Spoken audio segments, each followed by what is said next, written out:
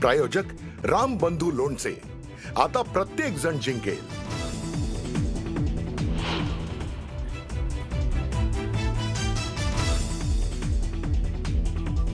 मुंबईत भाजप आणि शिवसेनेमध्ये 150 जागांवर एकमत। पुढच्या 2-4 दिवसांमध्ये उर्वरित जागांबाबत निर्णय होईल। सेना भाजपच्या बैठकीनंतर अमित साटम यांची घोषणा।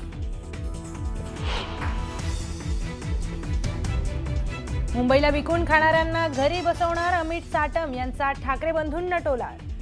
तर जोपर्यंत नवाब मलिक राष्ट्रवादीमध्ये तोपर्यंत आमचा त्यांच्याशी संबंध नाही, सेना भाजप भूमिकेवर ठाम।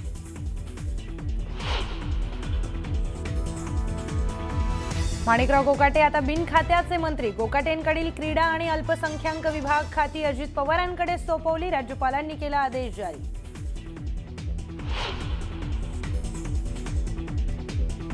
कोकाटेंच्या राजीनाम्यावर उद्या हायकोर्टातील सुनावणीनंतर घेणार निर्णय। राष्ट्रवादी प्रदेशाध्यक्ष तटकरे यांची माहिती। तर नाशिक पोलिसांचं पथक मुंबईसाठी रवाना।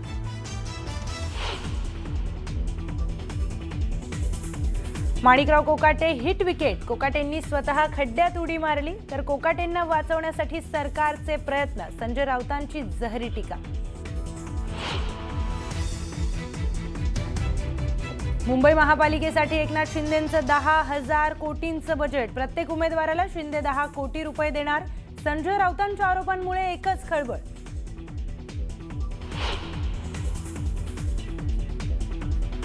भाजपनं दिला काँग्रेसला धक्का। प्रज्ञा सातव यांचा रवींद्र चव्हाण आणि बावनकुळे यांच्या उपस्थितीमध्ये भाजपमध्ये प्रवेश।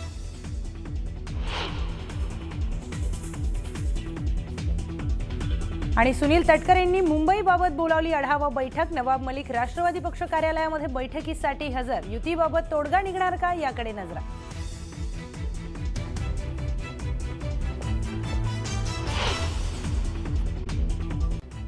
नमस्कार, मी प्रियांका लाठी। आपण पाहताय न्यूज 18 लोकमत। बातमीपत्राच्या सुरुवातीलाच काही महत्त्वाच्या घडामोडी आपल्याला पाहायच्या आहेत। पहिली महत्त्वाची बातमी समोर येते। मुंबई महापालिकेच्या सत्तेसाठी महायुतीने आपली कंबर कसली आहे। महायुतीमधील प्रमुख घटक पक्ष असलेल्या भाजप आणि शिवसेनेमध्ये तब्बल 150 जागांवर एकमत झालंय। मुंबई भाजप अध्यक्ष अमित साटम आणि शिवसेना नेते उदय सामंत यांनी एका संयुक्त पत्रकार परिषदेमध्ये ही महत्त्वाची घोषणा केली आहे। महत्त्वाचं म्हणजे या जागा वाटपामध्ये सध्या तरी राष्ट्रवादी काँग्रेसला स्थान देण्यात आलेलं नाही, ज्यामुळे राजकीय वर्तुळामध्ये पुन्हा एकदा चर्चांना उधाण आलंय। पैकी 150 जागांवरती आमचं एकमत झालेलं आहे। उर्वरित जागांची चर्चा ही सुरू आहे। पुढच्या 2 दिवसामध्ये उर्वरित जागांवरती ही आम्ही चर्चा करू आणि या ठिकाणी युतीची घोषणा होईल। म्हणजे युती झालेलीच आहे, फक्त या संदर्भामध्ये जागांची जी चर्चा आहे ती 150 जागांच्या संदर्भामध्ये आमचं एकमत हे झालेलं आहे। 150 ठिकाणी आमचं एकमत झालेलं आहे। 77 जागा ह्या अनरिडित राहिलेल्या आहेत। त्याच्यावर देखील उद्या परवामध्ये चर्चा होईल।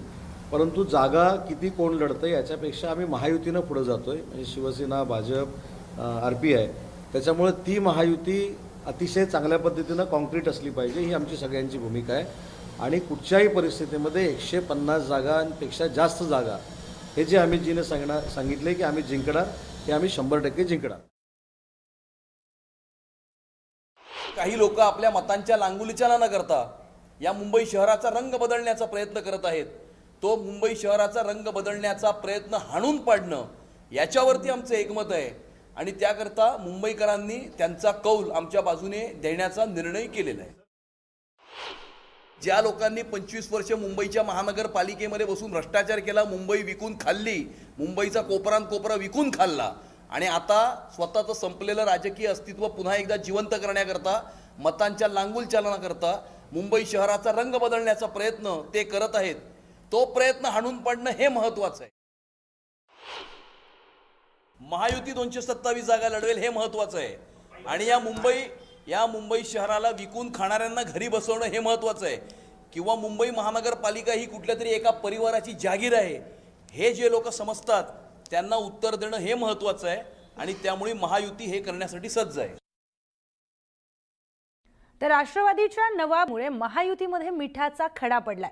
नवाब मलिकांना सोबत घेण्यास भाजप राजी नाही, त्यामुळे मुंबईमध्ये केवळ शिवसेना आणि भाजप एकत्र निवडणूक लढणार आहेत। मुंबई महापालिकेसाठी नवाब मलिक हे राष्ट्रवादी काँग्रेसचं नेतृत्व करणार असतील, तर भाजप राष्ट्रवादी सोबत मुंबईमध्ये युती करणार नाही, असं अमित साटम यांनी स्पष्ट केलंय।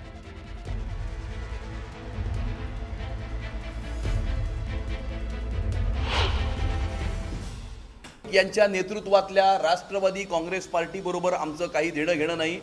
नवाब मलिक याच्यावरती गंभीर अशा प्रकारचे आरोप आहेत आणि अशा आरोपांपासून ते जोपर्यंत निर्दोष मुक्त होत नाहीत तोपर्यंत त्यांच्याबरोबर आम्ही कोणतेही संबंध ठेवणार नाही। राष्ट्रवादीचे नेते नवाब मलिक आहेत ना मुंबईसाठी, आणि राष्ट्रवादीने नवाब मलिकावरती जबाबदारी मुंबई महानगरपालिकेची दिलेली असल्यामुळे आम्ही त्यांच्याबरोबर युती करू इच्छित नाही। उद्या जर राष्ट्रवादीने आपली भूमिका बदलली आणि नवाब मलिक सोडून जर दुसऱ्या कुठल्या नेत्यावरती मुंबईची जबाबदारी टाकली तर त्यांचं स्वागत आहे। तर महायुतीमध्ये ज्यांच्या नावामुळे वाद सुरू झालाय ते नवाब मलिक राष्ट्रवादी पक्ष कार्यालयामध्ये बैठकीसाठी हजर झालेत। मुंबईबाबत आढावा घेण्यासाठी प्रदेशाध्यक्ष सुनील तटकरे यांनी एक महत्त्वाची बैठक बोलावली आहे आणि त्याच बैठकीसाठी नवाब मलिक हे कार्यालयामध्ये हजर झालेत। या बैठकीमध्ये नेमकी काय चर्चा होते पाहणं अतिशय महत्त्वाचं ठरणार आहे।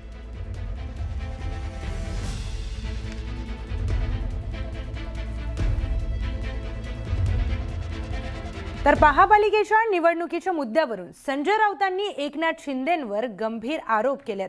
मुंबई महापालिकेसाठी एकनाथ शिंदेंचं तब्बल 10,000 कोटींचं बजेट असल्याचा गंभीर आरोप त्यांनी केलाय। त्याचबरोबर प्रत्येक उमेदवाराला शिंदे हे 10 कोटी रुपये देणार असल्याचा आरोप देखील संजय राऊतांनी केलाय।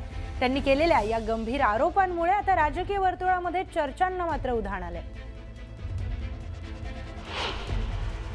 देवेंद्र फडणवीस, एकनाथ शिंदे, अजित पवार हे नगरपालिका नगरपंचायत निवडणुकांसाठी हजारो कोटी उडवत आहेत।